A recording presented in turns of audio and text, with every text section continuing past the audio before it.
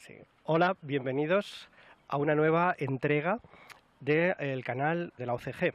Como siempre, nuestro deseo es acercar a los aficionados de la música en general y a los aficionados de la OCG, de los conciertos de la OCG en particular, el programa que vamos a interpretar en esta semana, tanto a la música como al artista invitado. La música en esta ocasión es ni más ni menos que nuestra primera parte de un monográfico dedicado a Robert Schumann, a sus sinfonías. En esta ocasión será la tercera y cuarta sinfonías, que tendrá su continuación a final de temporada, en nuestro último concierto de temporada, con su primera y segunda sinfonías. Es una ocasión perfecta, pues, para entrar de cerca en el mundo de este compositor, el estereotipo romántico. Y para ello tenemos con nosotros, por primera vez también en Granada, al maestro invitado de esta semana, el director italiano Giancarlo Andretta. Bienvenido, maestro. Welcome, maestro. Gracias. How do you feel amongst us this week? Very happy, absolutely very happy. It is a beautiful meeting. I mean, very beautiful time that we spend together. I feel home. Probably it's also because I spent so many years of this last time in the north of Europe, where I have been, let's say, also very lucky for many reasons, but also to have the possibility to join still the musician of our south countries is a joy. Is a fortune. Very good. We are launching this week our first part of a monographic about Robert Schumann's symphonies. Have you done before the complete cycle in only one season? Oh yes. Look, I conducted the symphonies more times in the past, but as a cycle, I did it only once in Denmark, in Aarhus, and now it's the second time that I have the possibility, let's tell, to go through the fourth as overview of the symphonic, of this part of the symphonic work of Robert Schumann.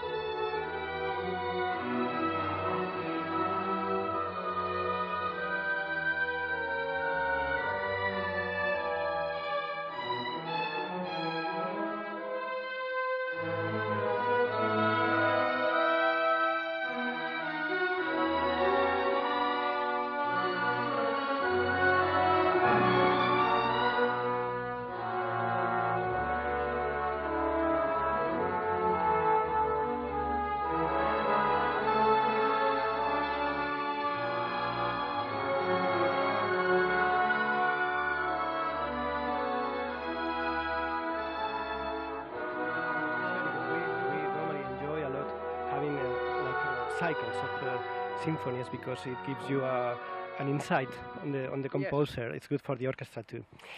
What would you tell our music lovers about what Schumann means to you? What's so special about Schumann? But look, I mean, first of all, I am Italian. I am born in Italy. Everyone in my family is an Italian, but I spent, let's say, many long and very precious years, let's say, living in Vienna, working in Vienna. I had the fortune to play some years, 5 years, when I was working in the Vienna State Opera, also with the Vienna Philharmonic. So clearly celesta, harmonium, clavier, harpsichord, etc.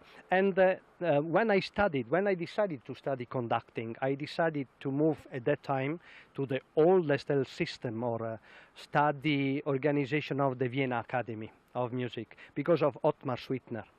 And Ottmar Suitner, let's tell, is a very, very important maestro, no, that is also very much connected to the German tradition. So let's tell that I consider myself 50 and 50, so half Italian and half, let's tell, connected to the German tradition, to the German school, also to the German technique of conducting and of way to organize, let's tell, the analysis, etc.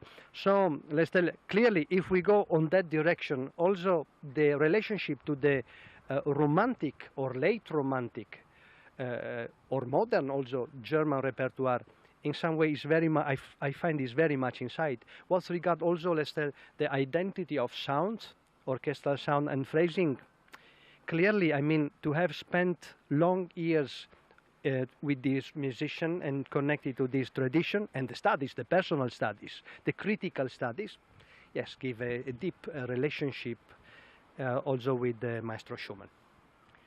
Thank you. You mentioned during our rehearsals, and I agree, that the size of our orchestra is perfect to perform Schumann. Can you explain that? Yes, because clearly we remember also that the Schumann symphonies are performed with a larger orchestra, no? Clearly now we are living in a time where this started already, let's tell, many years ago.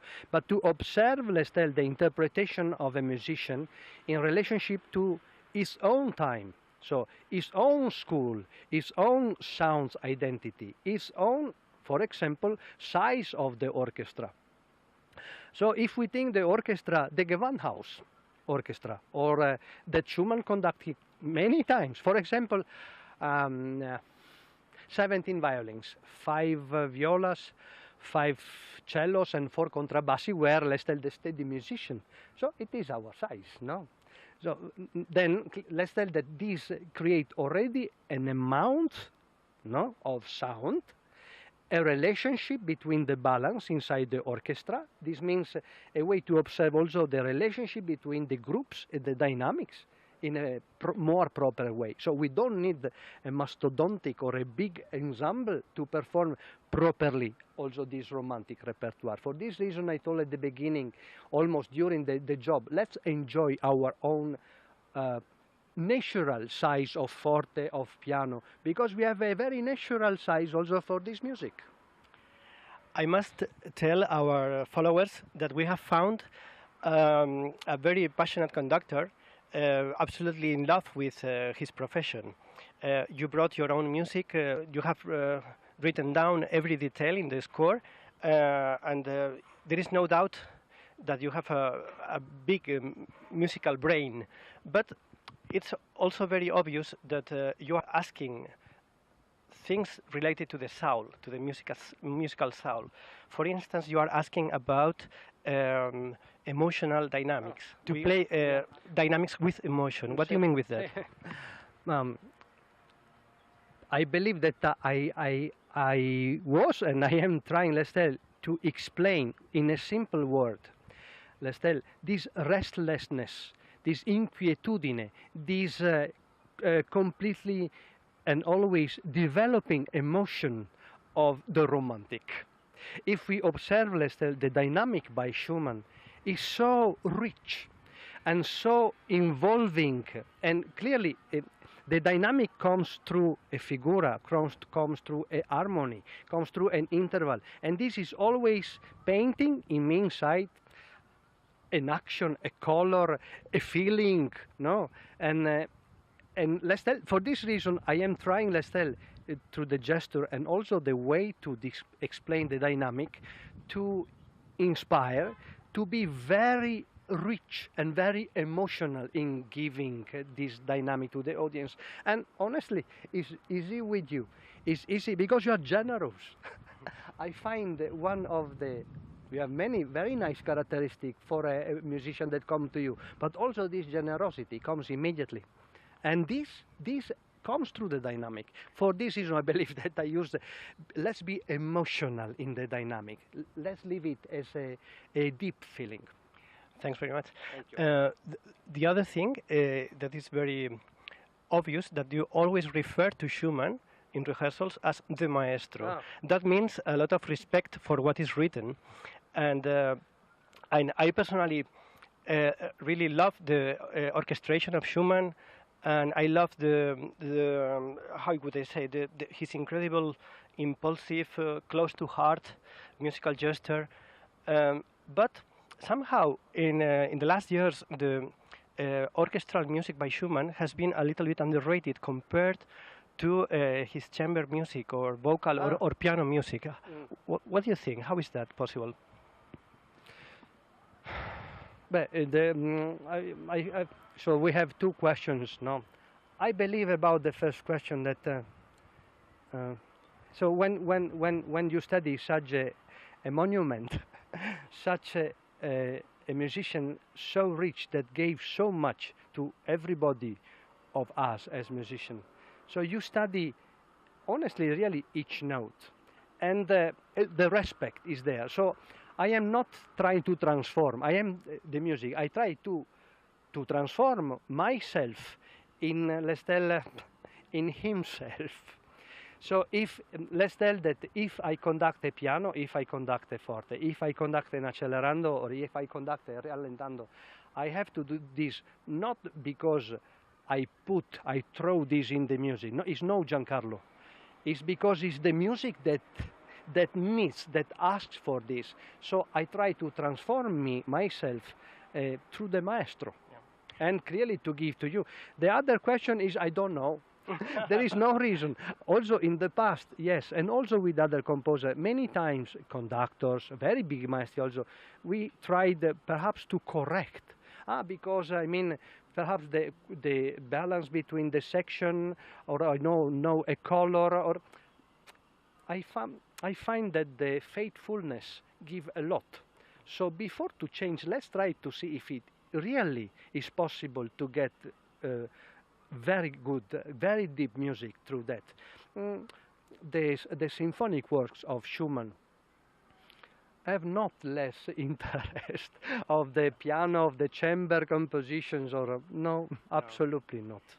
In a way, we don't have to improve Schumann, just we have to reveal what is written. I believe. Very right. Absolutely.